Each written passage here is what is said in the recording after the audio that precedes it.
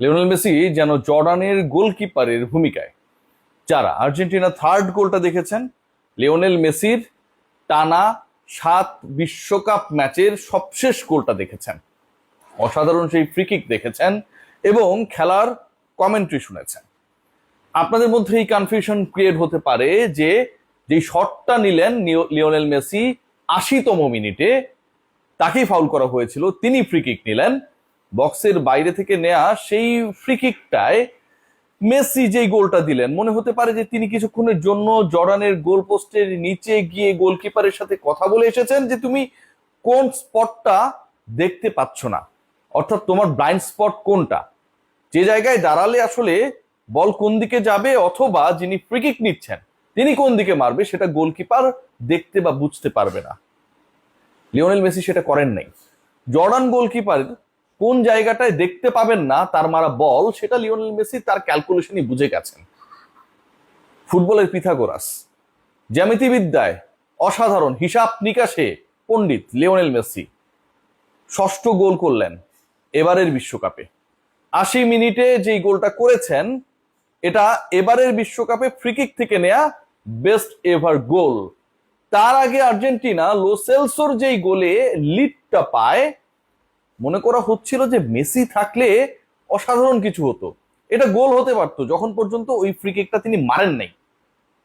যখন তিনি সেই গোলটা করলেন, ডাগ আউটে দাঁড়ানো লিওনেল মেসির মুচকি হাসি, সে স্মাইলিং দেখে ধারাভাষ্যকার বললেন যে তিনি তাই করেছেন, লো সেলসো তাই করেছেন যেটা লিওনেল মেসি করতেন। আজকে অনেক কিছু প্রমাণের দিন, অনেক কিছু দেখানোর দিন ছিল। যিনি জাদুকর তিনি আসলে কোনো কিছু দেখানোর জন্য বা ম্যাজিক দেখানোর জন্য খুব বেশি সময় নেন না। লিওনেল মেসি 60 মিনিটে নেমে 19 মিনিট সময় নিলেন মাত্র, যেই ম্যাচটা তিনি অনেকটা হেলে দুলে খেলেছেন, খুব বেশি এফোর্ট দেননি, নিজেকে ইনজুরি মুক্ত রাখার চেষ্টা করেছেন, ফ্রেশ থাকার চেষ্টা করেছেন। সেই 19 মিনিটের মধ্যেই যেই ফ্রি কিকটা নিয়েছেন, মানে থাকে না যে প্রতিপক্ষের ডিফেন্স খারাপ ছিল সে কারণে মেসি গোল পেয়েছেন, পেনাল্টি পেয়েছেন সে কারণে তিনি গোল পেয়েছেন, দুর্বল প্রতিপক্ষ সে কারণে তিনি গোল পেয়েছেন। ফ্রি কিকের গোল যখন কেউ নেয় তখন ভাই সেটা কোন স্টাইলে কোন স্কিলে নিচ্ছে সেটা সবকিছু ছাপিয়ে অনেক বড় হয়ে যায়। এবং Lionel Messi the way he scored his 6th goal, third in this match, যেটা হচ্ছে আর্জেন্টিনা করেছে, এক কথায় অসাধারণ। বারবার এই রিপ্লেটা দেখার জন্য যে কোনো ভাবে আপনি ট্রাই করতে পারেন। আর্জেন্টিনার আজকের এই জয়টা অনেক বড় স্বস্তির এ কারণে যে টানা 3 ম্যাচ জিতে তারা পরের রাউন্ড তো আগেই নিশ্চিত করেছে। আমার কাছে মনে হয় রাউন্ড অফ 32 প্রিপারেশনটা প্রপারলি শেষ করেছে।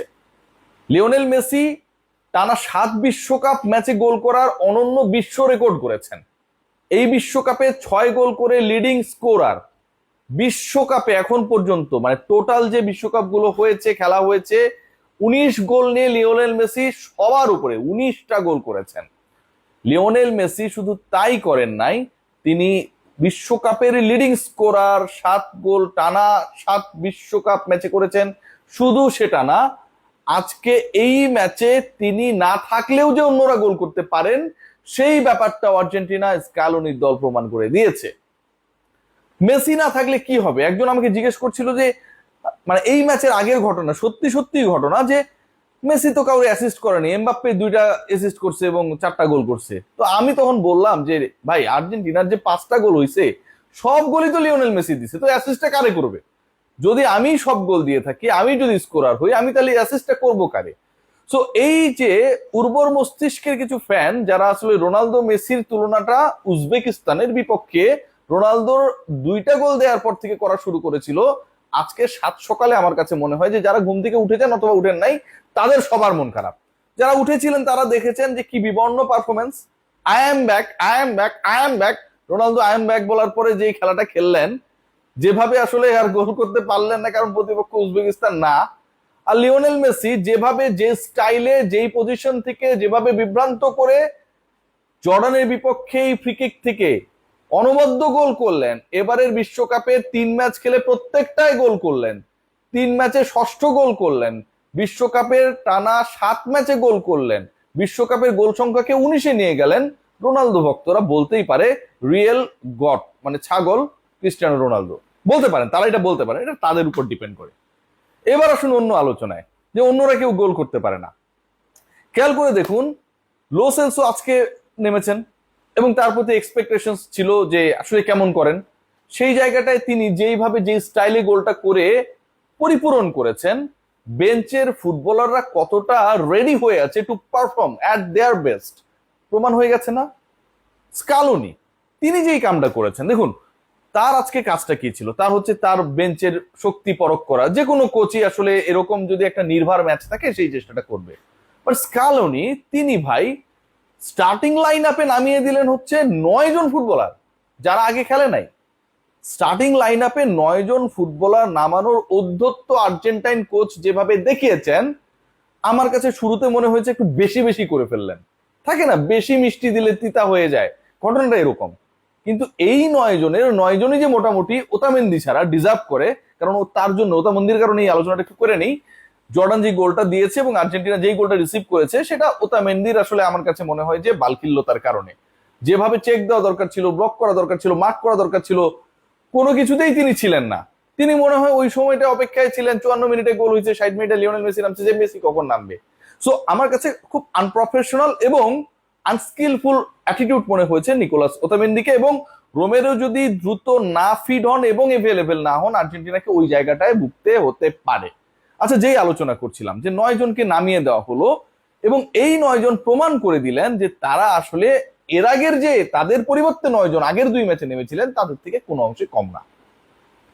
খেয়াল করে দেখুন যে আজকে 2টা গোল আর্জেন্টিনা, আজকে 3 গোল দিয়েছে, 2টা গোল বাতিল হয়েছে অফসাইডে।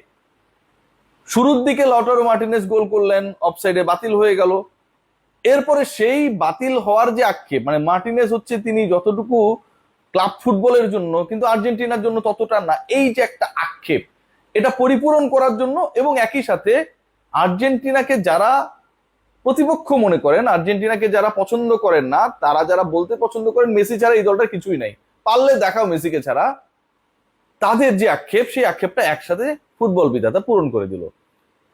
অফসাইডের কারণে মার্টিনেজ গোল পেলেন না, পরবর্তী সময়ে পেনাল্টি পেলেন, আলভারেজের চেষ্টা রুখে দেওয়া হলো, একদম গোল লাইনের জাস্ট আগ মুহূর্তে সেই পেনাল্টি থেকে লটারো মার্টিনেজ ওয়ার্ল্ড কাপে তার প্রথম গোলটা করে ফেললেন।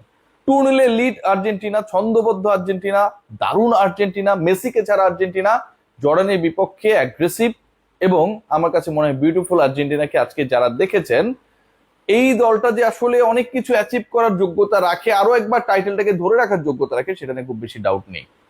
প্রমাণের ম্যাচে অনেক কিছু প্রমাণ হয়েছে। বেঞ্চের 9 জন ফুটবলারকে নামিয়েছেন কোচ। লিওনেল মেসি 60 মিনিটে নেমে 80 মিনিটে গোল করেছেন, ষষ্ঠ গোল করলেন এবারের বিশ্বকাপে। এই ষষ্ঠ গোলের মধ্যে কোনো পেনাল্টি গোল নাই, এটা নিয়ে অনেকের মন খারাপ। যেই গোলটা করেছেন ফ্রি কিক থেকে, তার এই 6টা গোলের মধ্যে this goal I think the best. বিশ্বকাপে গোল সংখ্যাকে 19-এ নিয়ে গেলেন, টানা 7 বিশ্বকাপ ম্যাচে গোল করার অনন্য বিশ্ব রেকর্ড করলেন, যেটা আর পৃথিবীতে কেউ পারবে বলে মনে হয় না এখন পর্যন্ত। সো যদি কেউ মনে করেন যে এমবাপ্পে, লাস্ট ম্যাচে এমবাপ্পে কিন্তু গোল পান নাই।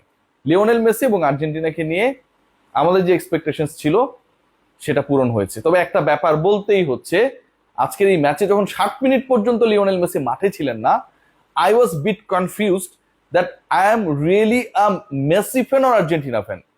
খেলা দেখছিলাম কিন্তু আর্জেন্টিনা খেলছে, 2 গোল দিচ্ছে, ওই রোমাঞ্চ ক্রিয়েট হচ্ছিল না। মনে হচ্ছিল মেসি কখন নামবেন, এবং মেসি যখন নামলেন তখন মেসির পায়ে কখন বল যাবে সেই টেনশন হচ্ছিল, মেসি কখন গোল দিবেন সেই অপেক্ষা বাড়ছিল।